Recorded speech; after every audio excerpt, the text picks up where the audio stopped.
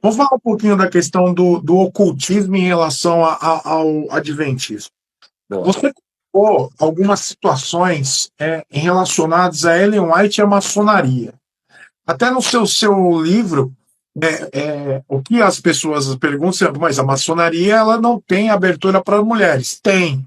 As filhas de Jó são as mulheres da maçonaria, as filhas de Jó. E o que acontece? Qual é esse envolvimento da maçonaria com o adventismo? Então, exatamente. Então, é aquela questão inicial que a gente estava conversando, né? Pô, maçonaria e tal, eu achava que não tinha essa ligação. O que aconteceu? Em 2020 eu escrevi o volume 1, em 2021 escrevi e lancei o volume 1, em 2021 escrevi e lancei o volume 2, 2022 não escrevi nada, não lancei nada. 2023 eu não iria escrever nada.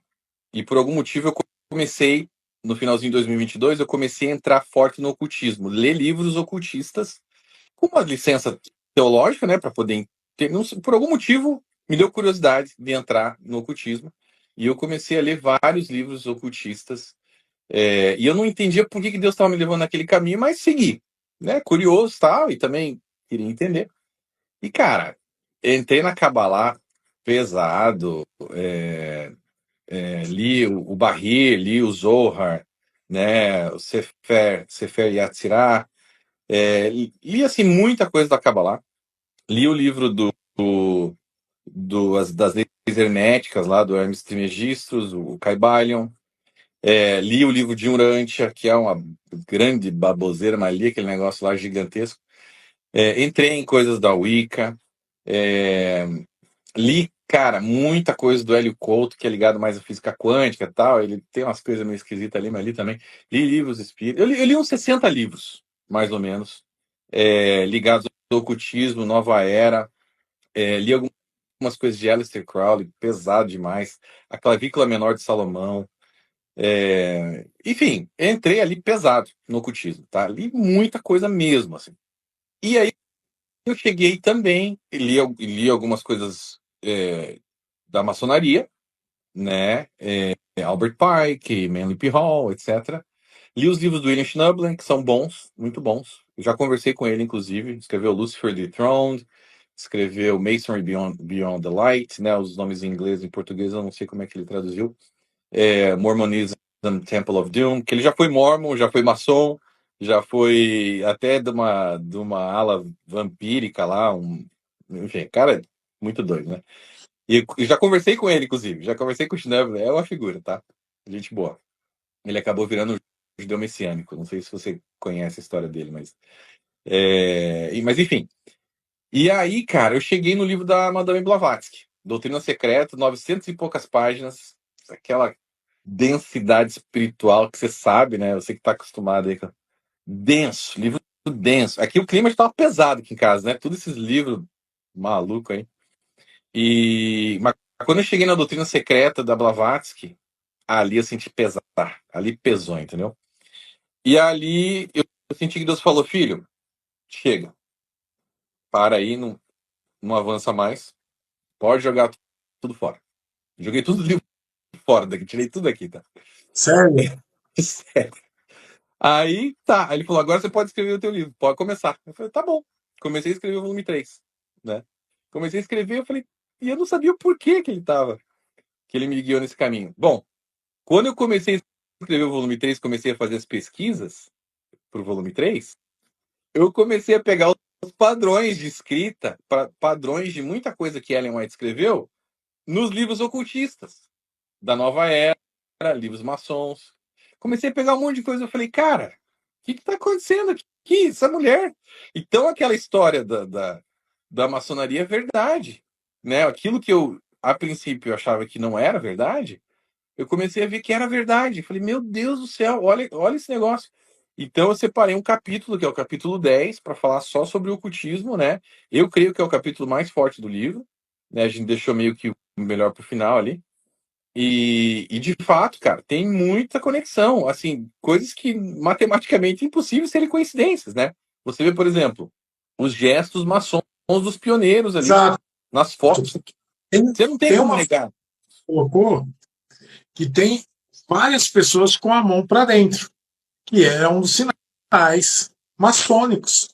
Exato, exato. Então você vê ali, tem uma foto, uma das fotos, né?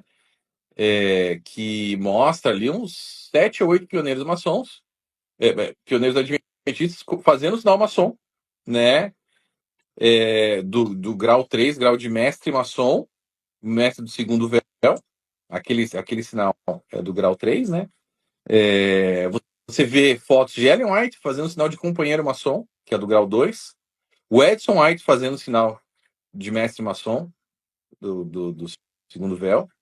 Você vê do rito escocês antigo e aceito, né? Você vê, por exemplo, James White, que o nome dele em português, Thiago White, fazendo um sinal maçom já do rito de York, que já é um sinal de cavaleiro templário, que é um outro. Rito de York é um outro rito, né? Ou seja, ele já era um cavaleiro templário, ele já estava lá em cima, o James White, né? Então, assim, isso tá tudo, cara, registrado, comprovado, tá lá as fotos, você não tem Com como foto, negar. com foto, não tem o que falar.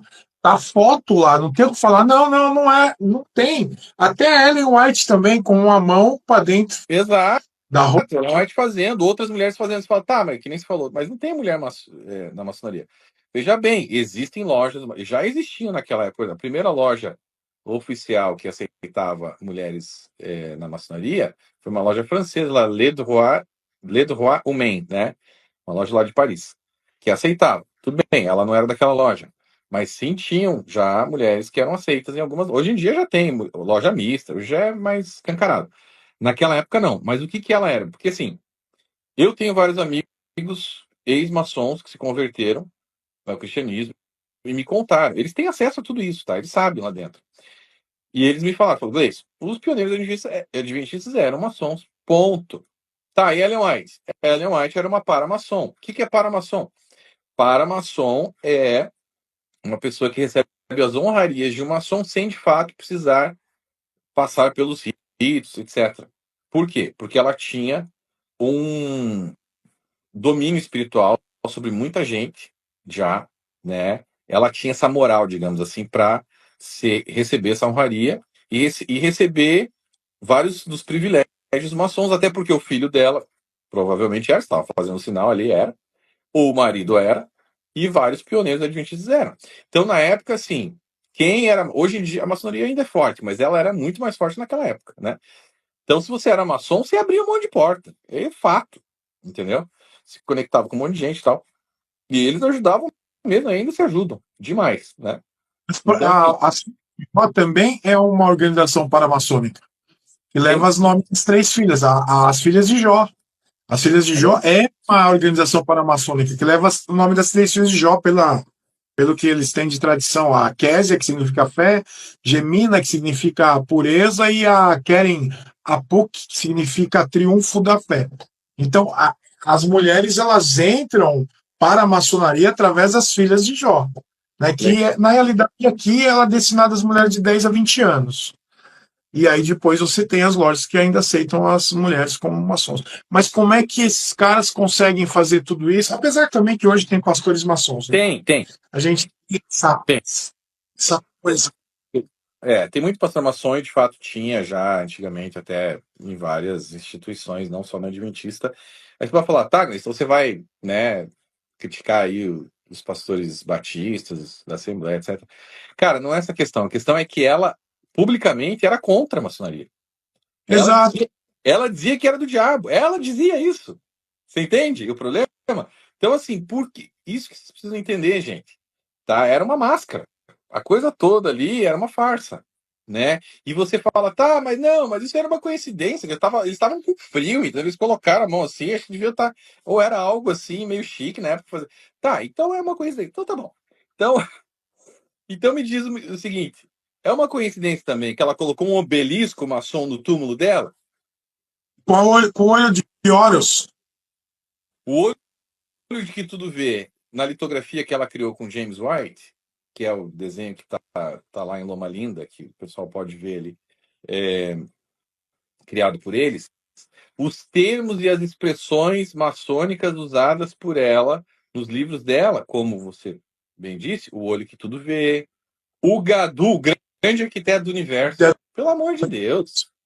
Esse termo pode procurar, meu irmão. Não existe na Bíblia. É um termo maçom. Não. O olho que tudo vê na realidade é o olho de Horus. De Horus. Então, se representa a onisciência, o poder de proteção. Ou seja, ou você acredita que Deus é onisciente, porque são os atributos incomunicáveis de Deus, ou você acredita no Gadu, ou você acredita no olho que. O Horus era um filho de Osíris, que era considerado um deus mais antigo do Egito. E aí o que acontece? Os egípcios eles criaram um olho dizendo que assim, ó, os meus deuses são oniscientes. Eles veem todas as coisas. No entanto, o caixão do faraó ele tinha desenhado os olhos. Aquelas pinturas que eles fazem de par de olhos dentro do caixão do egípcio é para que o faraó, após morte, consiga ver o mundo dos vivos. Quer dizer, para que tenha contato com o mundo dos vivos. Então, o símbolo egípcio, que é totalmente pagão, é totalmente diferente daquilo que Deus falou para o povo. Ó, vocês vão sair aqui do Egito, vocês deixem as coisas lá de lá. Eu vou levar vocês para uma nova terra, vou levar vocês para um novo lugar, e vocês deixem todo esse paganismo para lá. Esse é o ponto. É uma questão de louca quando você vê aquele obelisco no túmulo lá. E ainda vai falar assim, não, mas isso aqui está tudo bem. E o mais interessante, que a história da mitologia da questão do olho de Horus, é que Horus ele teve seus olhos furados, arrancados, né? Em uma batalha com o tio Sete. Né? O tio dele lá era bonzinho pra caramba. Então, tio, vem cá que eu vou te arrancar o seu olho aqui. Aí ele tem um outro cara que se chama Tote, que ele cura os olhos de Horus. Só que é um símbolo protetor.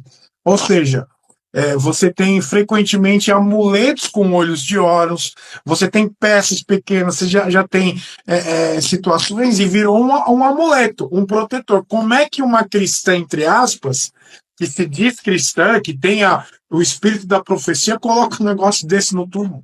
Exatamente.